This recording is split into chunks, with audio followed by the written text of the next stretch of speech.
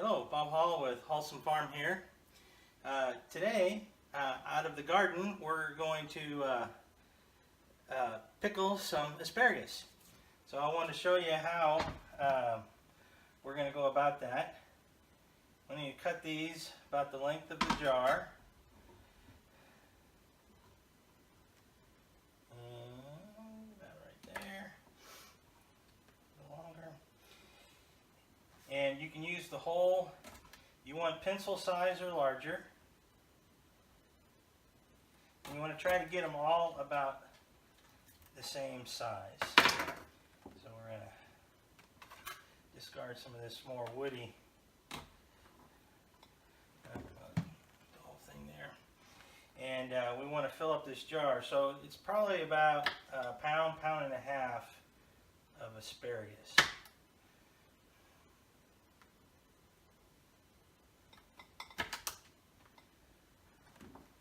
So now I've got the asparagus in the jar, and I'm mixing up the brine. I've heated up a pot, and the recipe calls for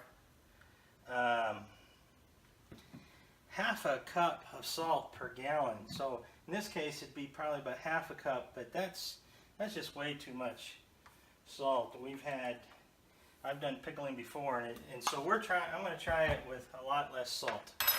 So, and the reason I warm it up is just to get it to dissolve. There it goes. You don't want it too hot because you don't want it to cook the asparagus. And the reason we do this is because asparagus won't, like I'm making sauerkraut right now. And this was a full bowl, but see now how it's breaking down? And sauerkraut will make its own brine when you put a little salt on it. Asparagus won't. Carrots won't, things like that. So you have to make a brine to put on it. But we're going to add a few things. We're going to add just a few peppercorn. You put in a bay leaf.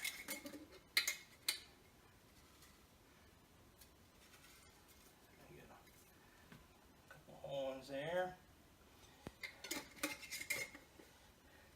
And I'm going to take some garlic and see if I can just crush it and drop the garlic in there. The asparagus is wanting to float up to the top. I'm going to just crush it down a little bit. I can see I'm crushing a little bit of the heads down, but I can't do anything about that. But this is a fermentation kit that I've got, and now all we need to do is put this breathable ceramic on here,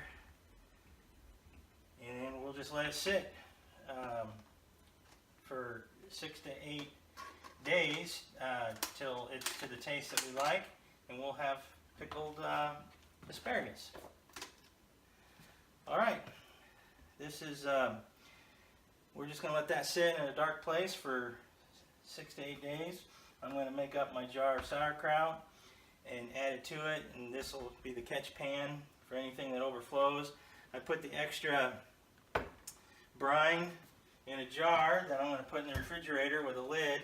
It'll last a good week in the refrigerator, and that way in a few days if I need to top this off I can do so. Anyway, that's from our garden, and we're hopefully going to make, I've got cucumbers growing and some other things that we're hopefully going to try to do a lot more fermenting this year and show some of that, try to eat a little healthier. You can't see it right here, but yesterday we harvested a couple, we got a top bar, just cut some honey, and I'm filtering that right now. So that's why I'm over here in this corner of the kitchen, because this one's a sticky mess. But anyway, hopefully you found that useful. Please share us on Facebook and with your friends and like us. And thank you for watching.